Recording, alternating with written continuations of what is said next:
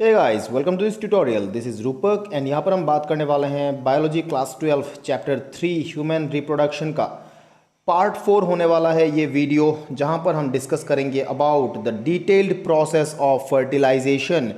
जानेंगे क्या है ये प्रोसेस, किस तरह से एक स्पर्म और एक ओवम मिलके एक जाइगोट बनाता है जो आगे जाके एक फुल फ्लेजेड एम्ब्रायो में कन्वर्ट होता है, जहाँ पे एक बेबी डेवलप हो जाता है। काफ़ी कुछ यहाँ पे आपको जानने को मिलेगा। मैं बताने वाला हूँ आपको डिटेल में। बोर्ड एग्जाम के पर्सपेक्टिव से अगर बात करें तो देखिए, यहाँ से आपको एक 5 मार्क का सवाल आप एक्सपेक्ट कर सकते हो, डायरेक्ट क्वेश्चन। इसके अलावा काफ़ी सारे शॉर्ट क्वेश्चंस आपको यहाँ से मिल सकता है। अगर मैं बात करूँ आपका जो नीट एग्जाम होगा तो देखिए, यहाँ से उतना ज़्यादा सिग्निफिकेंट अमाउंट ऑफ क्वेश्चंस आता नहीं है इस टॉपिक से, लेकिन जो पॉसिबल क्वेश्चंस है वो मैं आपको बताऊंगा वीडियो के एंडिंग में। So before we begin, don't forget to subscribe to my channel let's learn biology and hit that subscribe button. अगर आपको ये वीडियो पसंद आता है तो आप अपने फ्रेंड्स के साथ ये वीडियो शेयर कर सकते हो। आपको मेरे वीडियोस के जो सारे पीडीएफ हैं वो मिल जाएंगे। मेरा जो टेलीग्राम हैंडल है, इस हैंडल पे जाके आप यहाँ पे जाके आप मेरे वीडियो का जो पीडीएफ है उनको आप डाउनलोड कर सकते हो। आप मेरे टेलीग्राम चैनल को भी सब्सक्राइब कर सकते हो for all the notifications. Chapter को एक बार समराइज करते हैं। आगे बढ़ने से पहले देखिए, हमने पार्ट 1 में बात किया था about the basic structure of male and female reproductive system. इसके बाद हमने बात किया था किस तरह से स्पर्म बन जाते हैं, ओवम कैसे बनते हैं, एंड देन फीमेल में जो मेंस्ट्रुअल साइकिल है इसके बारे में हमने पार्ट 3 में डिस्कस किया था। आज होगा हमारे वीडियो का पार्ट 4, जहाँ पे हम पर्टिकुलरली इस टॉपिक के ऊपर बात करेंगे, फर्टिलाइजेशन। सिंपल लैंग्वेज में मैं आपको बता देता हूँ फर्टिलाइजेशन का मतलब क्या होता है। जब एक स्पर्म और एक ओवम दोनों आपस में यूनाइट होते हैं तो इस प्रोसेस को हम कहते हैं फर्टिलाइजेशन। स्पर्म जो है जिसमें कि आपका n नंबर ऑफ क्रोमोसोम रहता है और ओवम में रहता है n नंबर ऑफ क्रोमोसोम। जो ये स्पर्म एंड ओवम में जब ये दोनों मिल जाते हैं तो आपका बन जाता है ट्वाइस n, जिसको हम एक नाम देंगे जाइगोट। जाइगोट एक नाम देंगे और यही जाइगोट आगे जाके एक फुल फ्लेजेड इंडिविजुअल, एक फुल फ्लेजेड बेबी में डेवलप हो जाएगा। बेसिकली यहाँ पे हम फर्टिलाइजेशन को समझेंगे, जहाँ पे हम स्पर्म एंड ओवम किस तरह से मिलके एक जाइगोट बनाता है इस प्रोसेस को समझने वाले हैं। एंड देन आगे जाइगोट से ये जो एक फुल फ्लेजेड बेबी बन रहा है, ये होगा हमारा अगला topic, post fertilization development. Fertilization के बाद होने वाले डेवलपमेंट में इस टॉपिक को हम आगे और डिस्कस करेंगे। फिलहाल अभी के लिए हम फर्टिलाइजेशन को समझेंगे। आगे बढ़ने से पहले मैं आपसे सवाल पूछना चाहता हूं। आप मुझे बताएं कि जो रिप्रोडक्शन होता है प्लाज्मोडियम में, वो इनमें से कौन सा सही है। What is the mode of reproduction found in Plasmodium. Plasmodium में इनमें से कौन सा मोड ऑफ रिप्रोडक्शन पाया जाता है, प्लाज्मोडियम कैसे रिप्रोड्यूस करते हैं। अगर आपको पता नहीं है प्लाज्मोडियम क्या है तो मैं आपको बता देता हूँ। आपका जो क्लास 11 में आपको मिला होगा, ये प्रोटोजोआ एक होता है जो हमारे बॉडी में मलेरिया कॉज करता है, प्लाज्मोडियम वाइवेक्स, जो कि मलेरिया कॉज करता है हमारे बॉडी में। अब वो कैसे रिप्रोड्यूस करता है, क्या वो सेक्सुअली रिप्रोड्यूस करते हैं, क्या वो एसेक्सुअली रिप्रोड्यूस करते हैं, या फिर दोनों ही मोड ऑफ रिप्रोडक्शन आपको मिल जाता है, या फिर दोनों में से कोई भी नहीं होता है। मैं चाहूँगा आप मुझे कमेंट सेक्शन में इसका आंसर बताएं। ऑप्शन आपका नंबर 1, नंबर 2, जो भी आपको लगता है, नंबर 3, तो अकॉर्डिंगली आप मुझे कमेंट सेक्शन में इसका आंसर बता सकते हो। इसका आंसर मैं बताऊंगा आपको वीडियो के एंडिंग में। आप वीडियो के एंड तक बने रहे इस क्वेश्चन के आंसर को समझने के लिए। आगे बढ़ने से पहले मैं चाहूंगा कि आप पहले तो ये वीडियो देख लो ताकि आपको आइडिया लग जाए एग्जैक्टली हम क्या पढ़ने वाले हैं, फिर हम आगे इस टॉपिक को डिटेल में डिस्कस करेंगे। Watch this video carefully.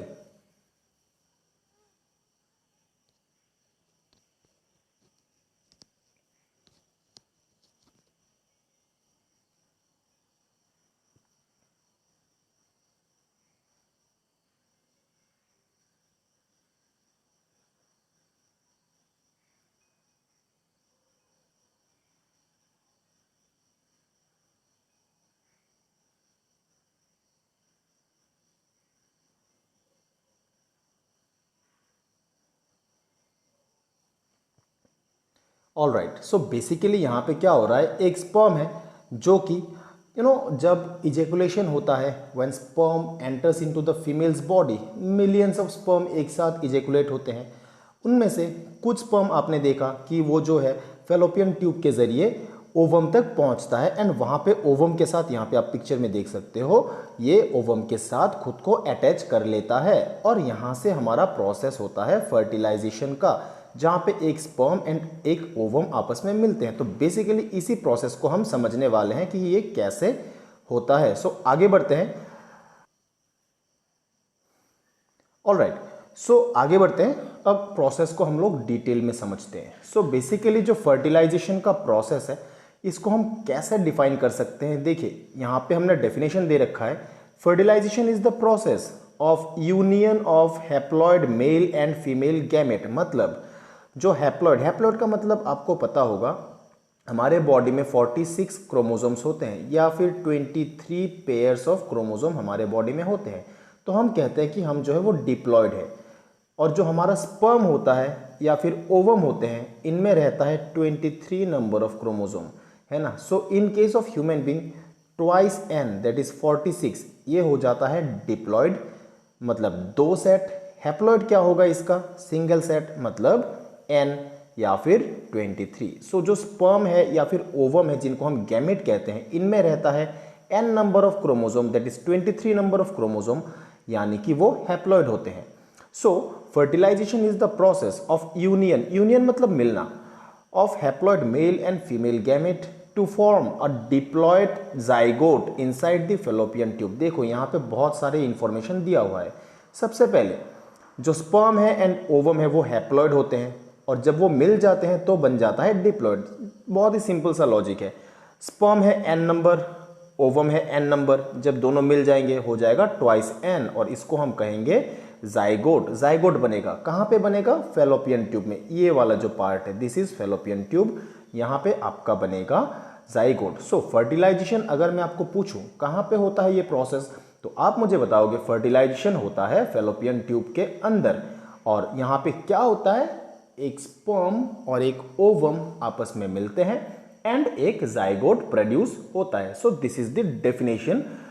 आगे बढ़ते हैं, प्रोसेस को हम लोग डिटेल स्टेप बाय स्टेप समझते हैं। देखिए आप यहाँ पे एक चीज समझना पड़ेगा आपको, एक स्पर्म है जिसके अंदर न्यूक्लियस है और एन नंबर ऑफ क्रोमोसोम है। यहाँ पे एक ओवम है जिसके अंदर न्यूक्लियस है and n number of chromosome है। फर्टिलाइजेशन में क्या होगा, ये जो स्पर्म है ये अपना न्यूक्लियस इसके अंदर डाल देगा, है ना। मतलब ये स्पर्म होगा आपका, ये ओवम के साथ कांटेक्ट में आएगा एंड अपना न्यूक्लियस इसके अंदर डाल देगा। सो n प्लस n कितना हो जाएगा, ट्वाइस n, और इसको आप कहोगे जाइगोट। सो इसी चीज को हमें समझना है डिटेल्ड, सिंगल स्टेप में हम लोग स्टेप बाय स्टेप इसको हम लोग समझेंगे। ओके, सो बेसिकली क्या होता है फर्टिलाइजेशन, ये एक कॉम्प्लेक्स प्रोसेस है जिसमें बहुत सारे इवेंट्स होते हैं। कॉम्प्लेक्स प्रोसेस इसलिए क्योंकि बहुत सारे केमिकल रिएक्शंस इसमें इन्वॉल्व होते हैं, बहुत सारे चेंजेस होते हैं हमारे ओवम के अंदर। सो इनको हमें डिटेल स्टेप बाय स्टेप समझना है। सबसे पहला क्या होता है, देखिए पहला जो स्टेप है इसको हम कहते हैं encounter of sperm with the ovum. मतलब जो स्पर्म है, यहाँ पे आप देख सकते हो, स्पर्म जो है वो आके ओवम के साथ एनकाउंटर करता है। एनकाउंटर करना मतलब देखिए वो मार देना नहीं होता है।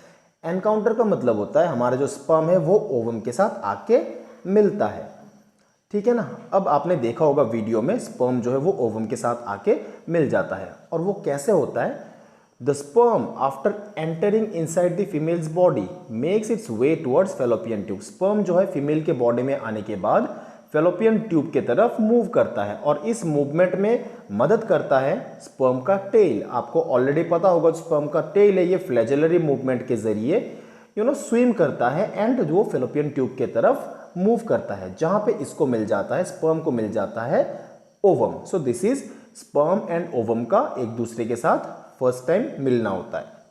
Encounter of sperm with the ovum, simple सा लॉजिक है। स्पर्म स्विम करता है अपने टेल के सहारे और मूव करता है फैलोपियन ट्यूब की तरफ, जहां पे उसको मिल जाता है ओवम। जो दूसरा स्टेप है यहां पर, contact of sperm with the ovum. अब देखो हमारा जो स्पर्म है वो ओवम के साथ कांटेक्ट एस्टेब्लिश करता है, कनेक्शन एस्टेब्लिश करता है। या फिर आप कह सकते हो अगर ये स्पर्म का हेड है, मान लो स्पर्म का जो मेम्ब्रेन है, and this is the membrane of ovum, इससे न्यूक्लियस ट्रांसफर होगा इसके अंदर। इसके लिए दोनों के बीच में कनेक्शन होना ज़रूरी है, कम्युनिकेशन के लिए ये कनेक्शन बनना ज़रूरी है। सो सेकेंड स्टेप है कि ये कनेक्शन कैसे बनेगा, कॉन्टैक्ट कैसे होंगे। इसमें होता है ये, देखिए जो स्पर्म है it attaches itself with the ovum. Okay fine, very good. Sperm जो है हमारा वो ओवम के साथ अटैच हो जाएगा। और ये कैसे होगा, it is facilitated bye fertilising anti fertilising reaction. Basically एक केमिकल रिएक्शन है जहां पे फर्टिलाइजिंग एंड एंटी फर्टिलाइजिंग आपस में रिएक्ट करते हैं। अब इसका मतलब क्या है, देखिए काफी सिंपल है। जो फर्टिलाइजिंग है ये एक प्रोटीन है, एंड एंटी फर्टिलाइजिंग जो है वो भी एक प्रोटीन है। फर्टिलाइजिंग कहाँ पे मौजूद होता है, फर्टिलाइजिंग मौजूद होता है जो एग है, ओवम है, उसके मेम्ब्रेन में। यहाँ पे आप देख सकते हो ये हो गया हमारा एंटी फर्टिलाइजिन जो ओवम के मेम्ब्रेन में मिलता है।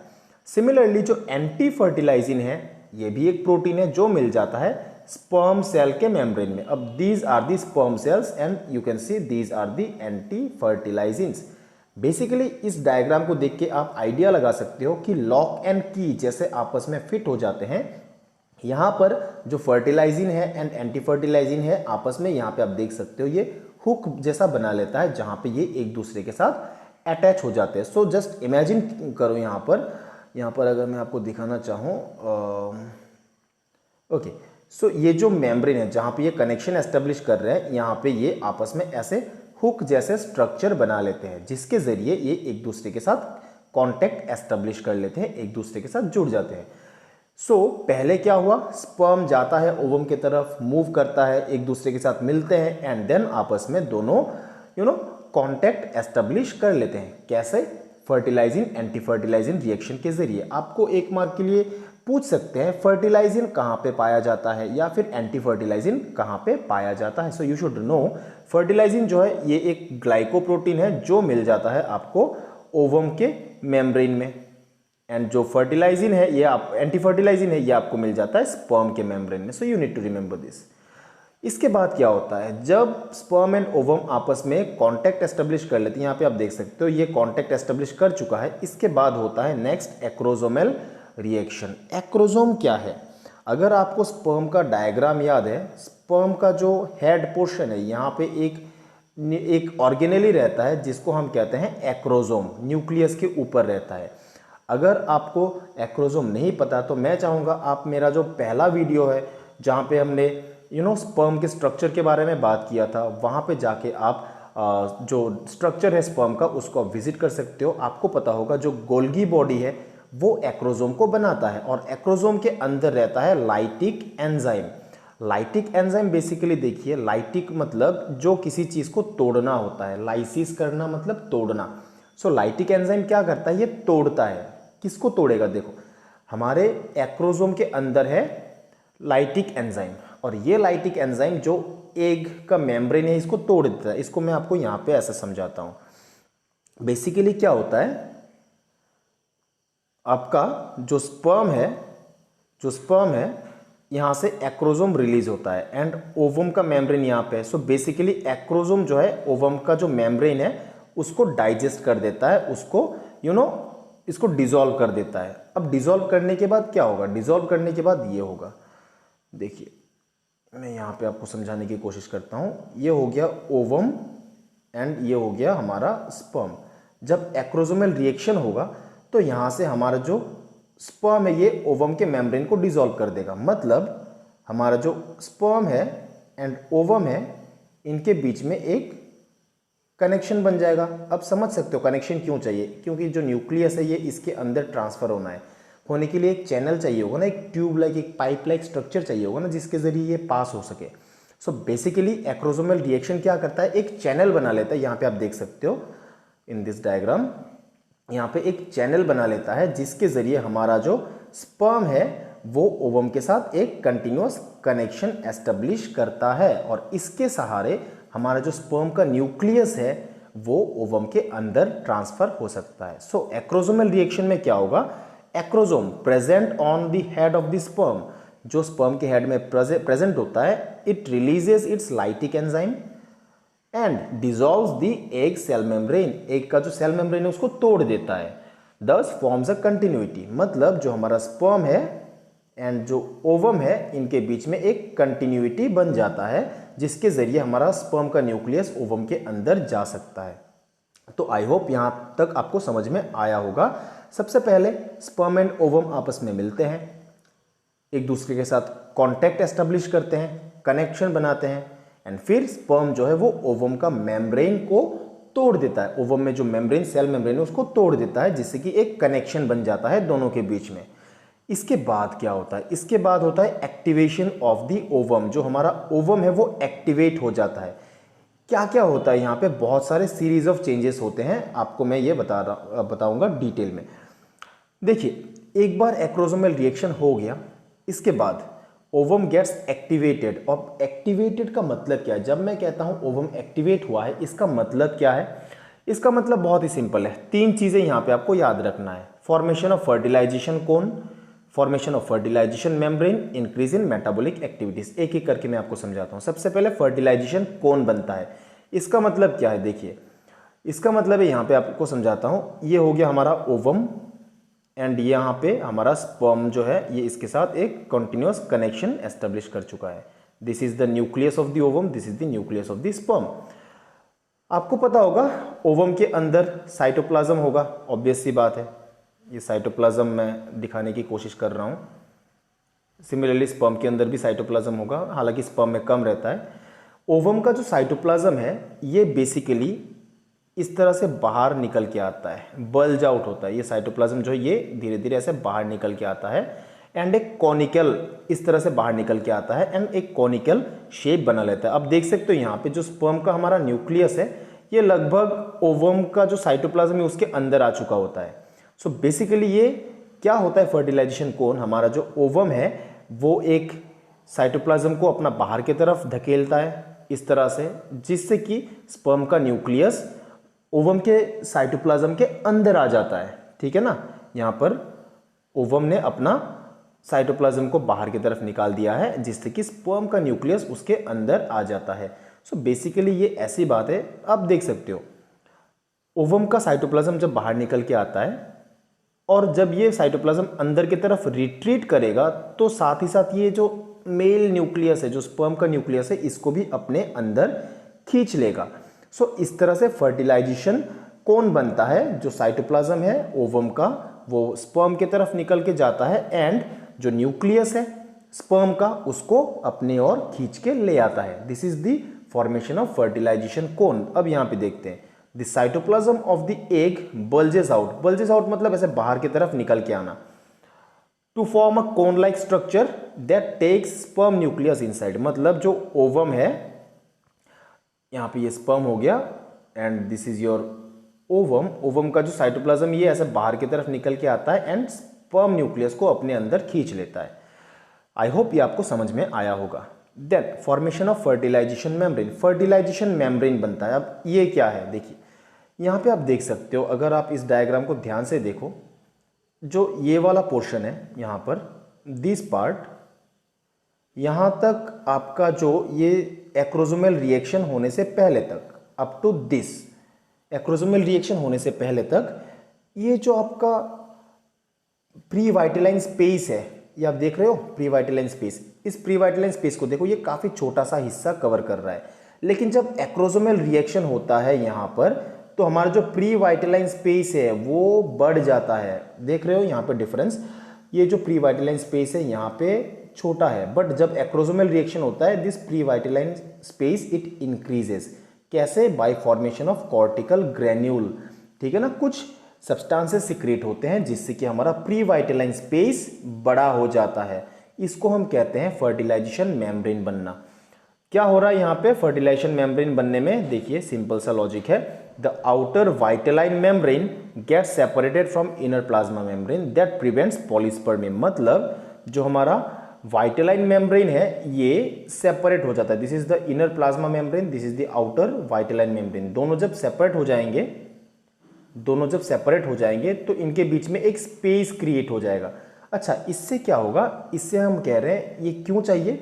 क्योंकि it prevents polyspermy. It prevents polyspermy. अब पोलिस्पर्मी क्या है ये आपको समझना पड़ेगा। आपको पता है एक स्पर्म किसी एक ओवम को ही फर्टिलाइज कर पाता है। एक स्पर्म एक से ज़्यादा एक ओवम को एक से ज़्यादा स्पर्म फर्टिलाइज नहीं करेगा। For each ovum there has to be only single sperm जो उसको फर्टिलाइज करेगा। अगर एक से ज़्यादा स्पर्म एक ओवम को फर्टिलाइज करता है तो हम उसको कहते हैं polyspermy. More than one sperm fertilising अ सिंगल ओवम। तो पॉलीस्पर्मी जो है इससे प्रॉब्लम होता है। कैसा प्रॉब्लम देख लो। स्पर्म में कितने क्रोमोसोम है? n number. ओवम में कितने क्रोमोसोम है? n number. जब दोनों मिलेंगे हो जाएगा ट्वाइस n, जो डिप्लॉयड सेट होता है एक नॉर्मल इंसान में।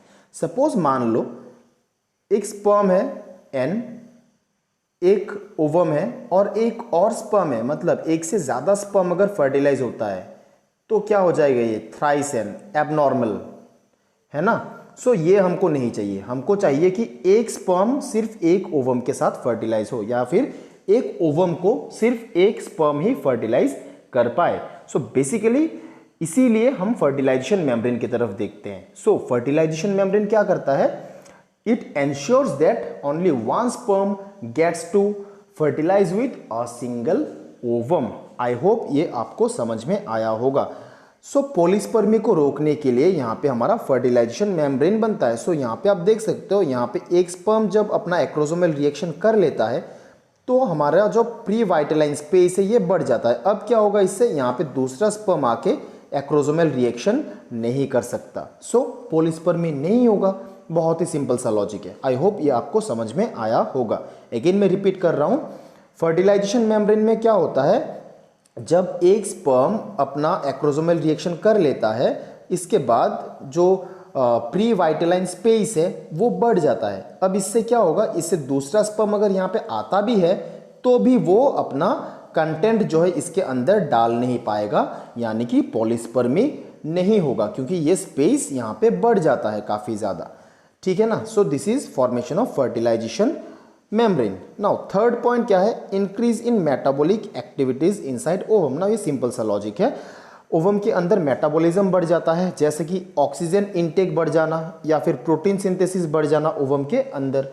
अच्छा, ऐसा क्यों होता है? देखो, फर्टिलाइजेशन के बाद ओवम जो है ये जाइगोट में कन्वर्ट हो जाएगा और वो जाइगोट आगे जाके बनाएगा हमारा क्या? वो जाके बनेगा एक full fledged baby. After 9 month of transformation वो एक फुल फ्लेजेड बेबी बनाएगा। सो ये जो डेवलपमेंट होगा एक जाइगोट से एक बेबी तक, एक लंबा सा जर्नी तय करना है यहाँ पर। इसके लिए बहुत ह्यूज अमाउंट में न्यूट्रिएंट चाहिए होंगे, प्रोटीन चाहिए होगा, ऑक्सीजन चाहिए होगा। सो ये सारे चीज़ें ओवम जो है खुद के अंदर धीरे धीरे स्टोर करके रखना स्टार्ट करता है। सो मेटाबॉलिज्म जो है वो बढ़ जाता है ओवम का आफ्टर दिस स्टेप। सो ये तीनों मिलके होता है एक्टिवेशन ऑफ ओवम। काफी सिंपल सा लॉजिक है। फर्टिलाइजेशन कौन बनता है? क्यों चाहिए हमको? ताकि जो स्पर्म का न्यूक्लियस है वो ओवम के अंदर आ सके। दूसरा, फॉर्मेशन ऑफ फर्टिलाइजेशन मेम्ब्रेन, जहां पे जो हमारा प्री वाइटलाइन स्पेस है वो बढ़ जाता है, जिससे कि एक से ज्यादा स्पर्म एक सिंगल ओवम को फर्टिलाइज ना कर पाए, पॉलीस्पर्मी ना हो। एंड तीसरा पॉइंट, मेटाबॉलिज्म बढ़ जाता है ओवम के अंदर। सो अगेन मैं एक बार समराइज करता हूँ। Encounter of sperm with the ovum, sperm जो है वो ओवम के साथ मिलेगा, फिर जो हमारा स्पर्म है वो ओवम के साथ कांटेक्ट एस्टेब्लिश करेगा। कैसे? फर्टिलाइजिंग एंटी फर्टिलाइजिंग रिएक्शन के जरिए। फिर एक्रोजोम जो है वो अपना काम करेगा। एक्रोजोम क्या करेगा? सेल मेम्ब्रेन को, ओवम का जो सेल मेम्ब्रेन है उसको तोड़ देगा, जिससे कि स्पर्म एंड ओवम के बीच में एक कंटिन्यूअस कनेक्शन बन जाए। इसके बाद हमारा ओवम एक्टिवेट होता है, जिसमें ये 3 चेंजेस के बारे में हमने बात किया। फर्टिलाइजेशन कौन बनता है? Fertilization membrane and metabolic activities बढ़ जाते हैं। एंड लास्ट स्टेप जो है यहाँ पर एम्फीमिक्सिस। एम्फीमिक्सिस का मतलब होता है, देखिए अभी क्या है, अभी हमारा ये स्पर्म का न्यूक्लियस है। जस्ट इसको इमेजिन करने की कोशिश करना। This is the sperm cell, this is the ovum. यहाँ पे स्पर्म का न्यूक्लियस, यहाँ पे ओवम का न्यूक्लियस। फर्टिलाइजेशन कौन बना था? जहाँ पे साइटोप्लाज्म ऐसे बाहर की तरफ निकल के आता है और ये मेल न्यूक्लियस को अपने अंदर खींच लेता है। ऑब्वियसली न्यूक्लियस का तो हाथ पांव है नहीं कि खुद चल के चले जाएंगे, है ना। तो जो न्यूक्लियस है उसको अपने अंदर खींच लेता है। तो इसको हम कहेंगे amphimixis. The mail nucleus migrate towards the female nucleus. Mail nucleus जो है वो फीमेल न्यूक्लियस की तरफ मूव करता है, फॉलोड बाय देयर फ्यूजन। मतलब अगर यहाँ पे मैं आपको दिखाना चाहूँ, if this is male nucleus, this is female nucleus, दोनों आपस में मिल जाते हैं, फ्यूज होते हैं। होने के बाद क्या बनाता है, ये बनता है एक जाइगोट, ट्वाइस एन। अब ये जो जाइगोट है, और ओके ये क्लियरली नहीं दिख रहा होगा, ये बन जाता है एक जाइगोट। ये एन था, ये एन था, दोनों मिलकर ट्वाइस एन। अब ये जो जाइगोट है ये आगे डेवलप होगा, डेवलप होके एक फुल फ्लेजेड बेबी बनाएगा, जो हम अगले वीडियो में कवर करेंगे पोस्ट फर्टिलाइजेशन डेवलपमेंट में। यहाँ तक हो गया आपका फर्टिलाइजेशन। इसके बाद आगे क्या डेवलपमेंट होगा वो मैं आपको बताऊंगा हम मेरे अगले वीडियो में। बेसिकली मैं आपको एक आइडिया दे देता हूँ। ये जो जाइगोट है ये आगे यहाँ पे आप देख सकते हो, ये जाइगोट एक्टिवेटेड एग जो जाइगोट है हमारा, ये बनने के बाद इसमें सेल डिवीजन होगा, 2 सेल बनेंगे, ये डिवाइड होगा 4 सेल, 8 सेल, इस तरह से सेल में डिवीजन होके ये बहुत सारे सीरीज ऑफ चेंजेस होगा इसमें, जहाँ से आफ्टर अराउंड 9 मंथ्स एक फुल फ्लेजेड बेबी यहाँ से डेवलप होगा। यहाँ तक आपका फर्टिलाइजेशन का प्रोसेस कंप्लीट होता है। आई होप ये आपको समझ में आया होगा। समरी के लिए मैं आपको दोबारा एक बार बता देता हूँ। सबसे पहले स्पर्म एंड ओवम आपस में मिलते हैं। कैसे? स्पर्म जो है वो फैलोपियन ट्यूब तक मूव करता है अपने टेल के सहारे। उसके बाद जो स्पर्म है वो ओवम के साथ कांटेक्ट एस्टेब्लिश करता है। कैसे? फर्टिलाइजिंग एंटी फर्टिलाइजिंग रिएक्शन के जरिए। फिर एक्रोजोमल रिएक्शन होता है। स्पर्म के हेड में जो एक्रोजोम है वो अपने एंजाइम की मदद से ओवम के अंदर ब्रेक कर जाता है, जिससे कि दोनों के बीच में एक कंटिन्यूअस कनेक्शन बन जाता है। इसके बाद हमारा ओवम एक्टिवेट होता है। इसमें फर्टिलाइजेशन कौन बनता है? फर्टिलाइजेशन मेम्ब्रेन बनता है पॉलीस्पर्मी को रोकने के लिए। पॉलीस्पर्मी मतलब जब एक से ज़्यादा स्पर्म एक ओवम को फर्टिलाइज करता है तो उसको हम कहते हैं पॉलीस्पर्मी। सो उसको रोकने के लिए क्या होता है? फर्टिलाइजेशन मेम्ब्रेन बन जाता है।